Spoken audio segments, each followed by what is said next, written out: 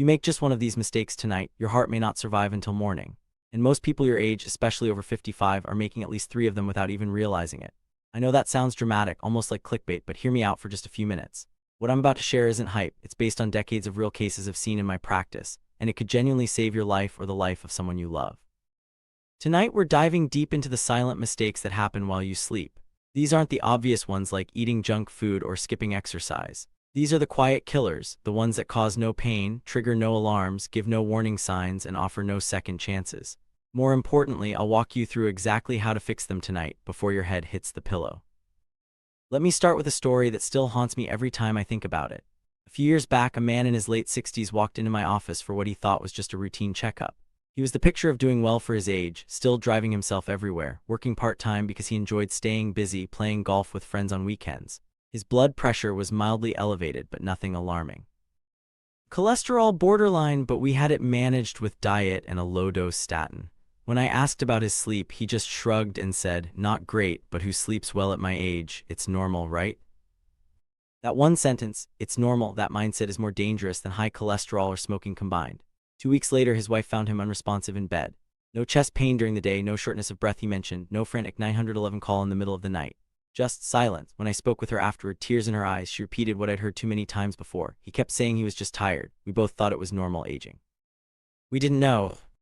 Here's the hard truth that too few doctors explain clearly enough. Your heart is not safest when you're asleep. For many people over 55, nighttime is actually when the heart faces its most dangerous hidden stress. Not the loud, obvious stress from running upstairs or a heated argument, but the slow, silent building kind that happens while you're unconscious and defenseless. Blood pressure swings in unpredictable ways, breathing patterns shift, oxygen levels dip lower than during the day, and small, everyday habits you barely notice can turn deadly when they stack up in the dark hours.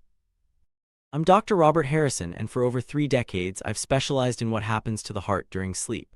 I've poured over thousands of cases, nighttime cardiac arrests, sudden unexplained deaths in bed, mysterious arrhythmias that only show up on overnight monitors after midnight. And I can tell you with complete certainty, most of these tragedies are not random bad luck. They are the direct result of preventable mistakes, mistakes people make every single night without knowing they're doing anything wrong. Let's go through the 5 biggest ones, starting with the most common and the one almost everyone thinks is smart. Mistake 1: going to bed dehydrated on purpose. Most adults, especially seniors, deliberately stop drinking water after dinner. Why? To avoid getting up to use the bathroom in the middle of the night. It sounds logical, it feels practical, but physiologically, it's one of the riskiest things you can do. When you're dehydrated going into sleep, your blood thickens, literally becomes more viscous. That makes it harder for your heart to pump efficiently through narrower vessels. Circulation slows down, blood pressure becomes unstable, swinging higher and lower, and the risk of dangerous clots forming jumps significantly. The most vulnerable window, between 2 and 6 a.m., when your heart rate naturally dips to its lowest point of the day and blood pressure fluctuates the most. This exact combination, thicker blood plus slower flow plus natural nighttime dips, is when the majority of heart attacks and ischemic strokes actually strike. I've had patient after patient tell me, "I cut out evening fluids to sleep better." What they don't realize is they're trading better sleep for higher cardiac risk. You don't need to chug a liter right before bed, that would just disrupt sleep anyway. But completely avoiding fluids for 4-6 hours pre-bed is a silent setup for disaster. Solution: aim for a small glass, about 4-6 ounces, half a cup, 30 to 60 minutes before lights out. It keeps your blood volume stable and flowing smoothly through those critical early morning hours without waking you up excessively. But even perfect hydration won't save you if you're committing. Mistake 2: sleeping completely flat when your heart can't handle it. Lying flat on your back feels natural, it's how we've slept for years. But as we age, especially past 55, the heart's ability to manage fluid distribution weakens, gravity no longer helps as much. When you're flat, blood and fluid shift toward your chest and lungs, increasing pressure there. For anyone with even mild high blood pressure, undiagnosed heart weakness, or early heart failure, this extra load makes it harder for the heart to pump effectively all night. Have you ever woken up at 3 a.m. feeling short of breath, like you can't get enough air and had to sit up or prop yourself to breathe easier? That's not just getting older or anxiety, that's your heart signaling it's struggling under nighttime fluid shifts. One of my patients, a woman in her early 70s, always slept with 3 pillows stacked high. When I asked why, she said, "I don't know, it's just more comfortable." Her body knew what her conscious mind didn't. Elevation reduced the pressure on her heart dramatically. You don't need to sleep sitting up like in a hospital bed. No fancy adjustable frame required. Just a gentle incline, 4 to 6 inches at the head, using an extra pillow or a wedge. Cheap ones are everywhere.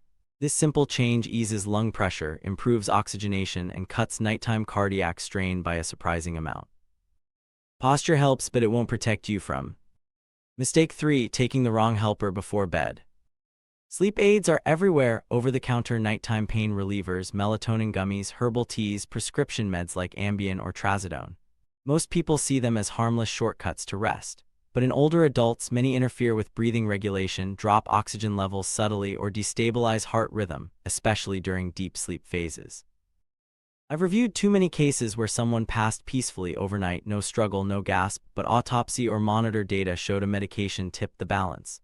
The scary part, these don't cause dramatic symptoms you wake up to. No chest pain, no choking feeling, just enough disruption, a brief arrhythmia or oxygen desaturation to trigger a fatal cascade. Risk skyrockets if you already snore heavily, have undiagnosed sleep apnea, or wake up feeling unrefreshed no matter how long you sleep. People say, I only take it occasionally when I really need it. But sometimes one night is all it takes. Always ask your doctor or pharmacist one specific question: is this safe for my heart during sleep? If the answer isn't crystal clear, it's a red flag. Safer alternatives. Focus on sleep hygiene first: consistent bedtime, no screens, cool dark room before reaching for pills. Medication isn't the only overlooked danger. Next up. Mistake 4. Dismissing nighttime symptoms you've gotten used to.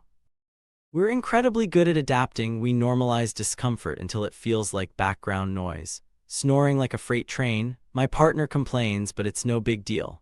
Waking up with night sweats, a racing heart, pounding headaches in the morning, or bone-deep fatigue despite enough hours, just old age.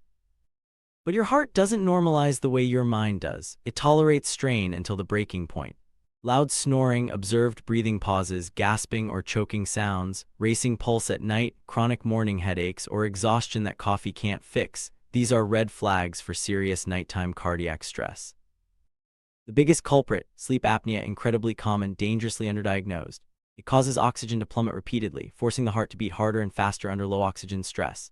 Over months and years, this massively raises risks for heart attack, stroke, atrial fibrillation, and sudden death in sleep.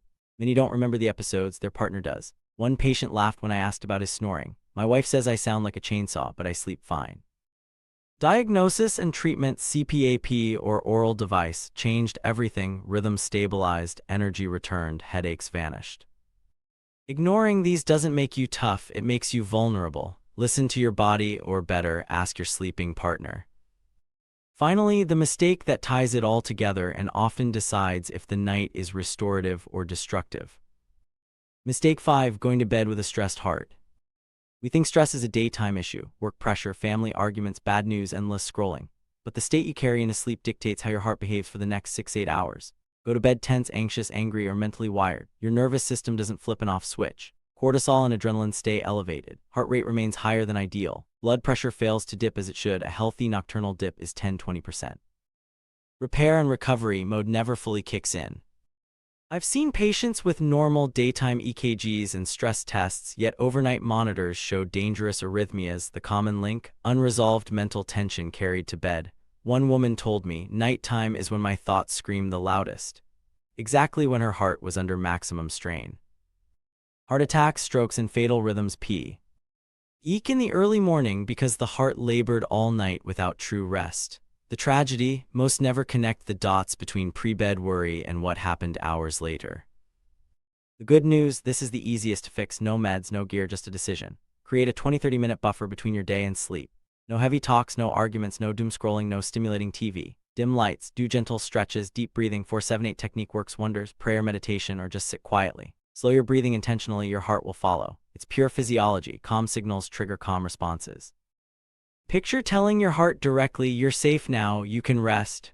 Sounds simple, almost too simple, but the nervous system doesn't argue with signals, it responds.